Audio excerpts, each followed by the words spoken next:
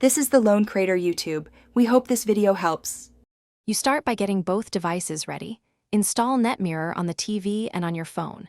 Make sure both connect to the same router, not a hotspot. Once done, open Netmirror on the TV and select the app input from the remote. On many sets, this is labeled Screen Mirroring or Netmirror. On your phone, open the app, grant permission for local network access, and discover devices. Do this now so the TV can be discovered immediately and the pairing step is fast. Once your phone detects the TV, tap the TV name to initiate pairing.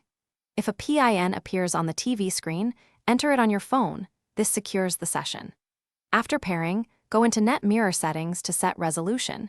Choose 720p or 1080p depending on bandwidth, and reduce latency for real-time input.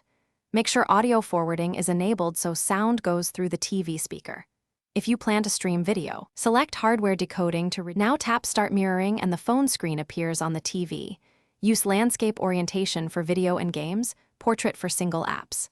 Monitor for lag. If you see stutter, reduce resolution or move both devices closer to the router. If the session drops, stop mirroring, close the app, then relaunch and reconnect. Worst case, reboot the TV or phone and repair. One key troubleshooting tip: temporarily disable VPNs and firewall features on your router, since they often block device discovery and prevent Netmirror from working.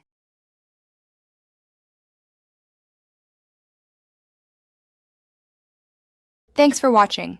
Consider subscribing if we helped you.